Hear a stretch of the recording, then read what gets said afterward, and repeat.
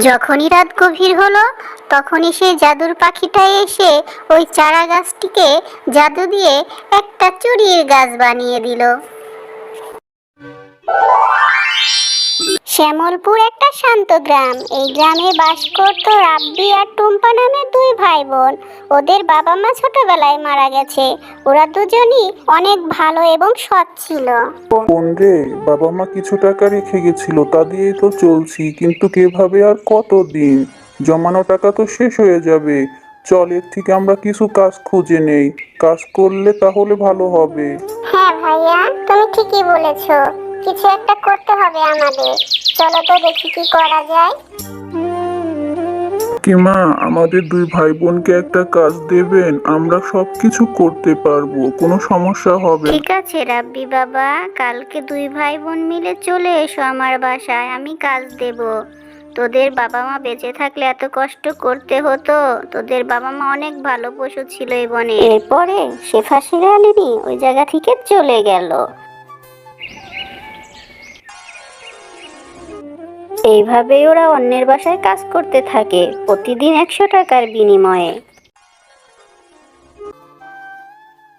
ওরা কাজও করে অন্যের বাসায়, আবার নিয়মিত স্কুলেও যায় দুই ভাই বোন।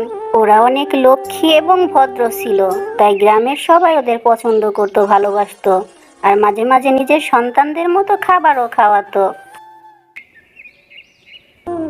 একদিন ওরা দুই ভাই বোন বাজার করে বাসায় ফিরছিল। বাসায় ফেরার পথে একটা বাগানের মাঝে দেখে একটা পাখি আহত অবস্থায় পড়ে আছে। দেখ দেখ ভাইয়া, একটা পাখি ওই জায়গা পড়ে আছে। ও মনে হয় ব্যথা পেয়েছে। দেখেন না, রক্ত ওর ডানায় লেগে আছে, কে যেন আঘাত করেছে। চল পাখিটাকে বাড়িতে নিয়ে যাই, বাড়িতে চুন হলুদ আছে, লাগিয়ে দেব। হ্যাঁ রে টুম্পা, তুই ঠিকই বলেছিস। ওকে বাসায় নিয়ে ওর ডানায় চুন হলুদ লাগিয়ে দিলে ও সুস্থ হয়ে যাবে। তাড়াতাড়ি নিয়ে চল। এরপরে দুই ভাই বোন পাখিটাকে বাসায় নিয়ে গেল এবং ডানায় চুল হলুদ লাগিয়ে দিল। পাখিটি ধীরে ধীরে সুস্থ হয়ে উঠল আর ওদের ভালো বন্ধু হলো। ওদের সাথে খেলা করত, ওরা যেখানে যেত ওদের সাথে সাথে সেখানেই যেত। একদিন ওরা স্কুল থেকে বাসায় ফিরে দেখে পাখিটা ঘরে নেই। ভাইয়া, পাখিটা কোথায় গেল? পাখিটাকে তো দেখতে পাচ্ছি না ভাইয়া। ওটা তো একটা উড়ন্ত পাখি, সেরে গেছে। ওরও তো পরিবার আছে, হয়তো ওর পরিবারের কাছে ফিরে গেছে। থাক, তুই মন খারাপ করিস না। পাখিটা যে সুস্থ হয়ে উঠতে পারছে এটাই যথেষ্ট। যাক, ও ওর বাড়ি ফিরে যাক।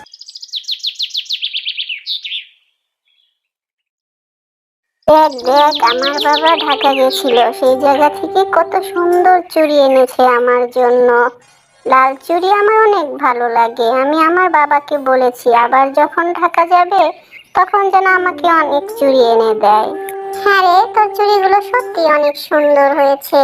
হ্যাঁ রে টয়া, সত্যি তোর চুড়িগুলো অনেক সুন্দর, আর লাল রংটা আমার অনেক পছন্দ। আমি তো এরকম চুড়ি কখনো পরিনি। আমাদের তো অত টাকা নেই, সেজন্য কিনতে পারিনি, কিন্তু আমার অনেক পছন্দের একটি রং লাল। আমাকে তোর চুড়িটা দিবি? আমি একটু পরি। দেখ, আজকে আমি একটা লাল জামা পরেছি। আমার জামার সাথে তোর এই চুড়িটা খুব ভালো মানাবে। টুম্পা অনেক ভালো মেয়ে ছিল, তাই ওর বান্ধবীরা ওকে ভালোবাসতো। তাই তোর বান্ধবী কিছু না ভেবেই চুড়িটা ওকে পরতে দিল। তারপরে টুম্পা বান্ধবীদের সাথে খেলতে লাগলো। খেলা শেষ করে টুম্পা যখন বাড়িতে ফিরছিল তখন একটা গাছের সাথে হোঁচট খেয়ে ওর চুড়িটা ভেঙে গেল। এটা কি হলো? চুড়িটা ভেঙে গেল আর আমি ওর চুড়িটা নিয়েই বাড়িতে ফিরতেছিলাম। এখন আমি কি জবাব দিব টয়াকে? ও আমাকে কত ভালোবেসে বিশ্বাস করে চুড়িটা পরতে দিল, আর আমি চুড়িটা ভেঙে ফেললাম। কি হবে এখন? আমি ঠিক করলাম, এভাবে টয়ার চুড়িটা ভেঙে ফেললাম। দাদা শুনলে আমাকে কি রাস্তায় না করবে। আমি এখন কিভাবে ওর চুড়িটা ফেরত দেব? কি রে সোনা বোন, তুই এই জায়গায় বসে এভাবে কান্না করছিস কেন? কি হয়েছে তোর? তোর এত মন খারাপ কি কারণে হলো? ভাইয়া, তুমি জানো, টয়া আমাকে বিশ্বাস করে ওর কাচের চুড়িটা পরতে দিয়েছিল, আর আমি সেই চুড়িটা হোঁচট খেয়ে পরে ভেঙে ফেলেছি। এখন আমি কিভাবে ওর চুড়িটা ফেরত দেব? ও আমাকে কত বিশ্বাস করেছিল। আরে পাগলি, এর জন্য কি কান্না করতে হয়? একটা কাচের চুড়িই তো। তুই ওকে বলিস আমি কিছুদিন পর ফেরত দেব। আমি তোকে কাজ থেকে টাকা পেলে তোকে চুড়ি এনে দেব, ওই রকম একটা। তুই ওকে তখন দিয়ে দিস। আর এভাবে আর কান্না করতে হবে না, চল বাসায় যাই। আরে এটা তো আমাদের সেই পাখিটা, যেই পাখিটার ডানা ভেঙে গেছিল আর আমরা যত্ন করে সুস্থ করেছিলাম, সেই পাখিটাই তো এটা। হ্যাঁ ভাইয়া, এটা তো সেই পাখিটা। আর তখনই ওই পাখিটা একটা পরীতে রূপ নেয়। টুম্পা, আমি কোনো সাধারণ পাখি না, আমি পরিরাজ্যের পরিরানীর মেয়ে।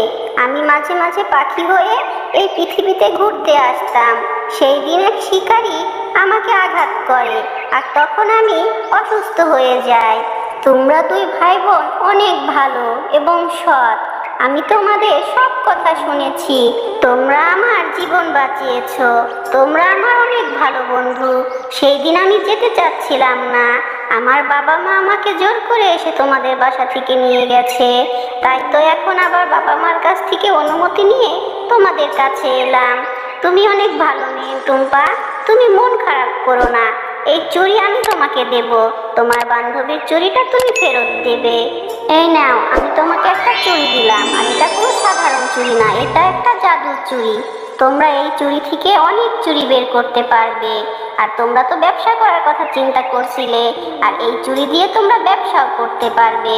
আর তোমার বান্ধবীর চুড়িটাও ফেরত দিতে পারবে। আমি এখন যাই, তোমরা ভালো থেকো। এরপরে টুম্পা ও রাফি বাড়িতে এসে চুড়িটা ঝুড়ির ভিতরে রাখতে সেখানে অনেকগুলো চুড়ি হয়ে গেল। এইভাবে ওরা প্রতিদিন অনেক অনেক চুড়ি বের করতো। আর একটা রেশমি চুড়ির দোকান দিল। টুম্পা ওর বান্ধবী টয়াকে তার চুড়িটা ফেরত দিল।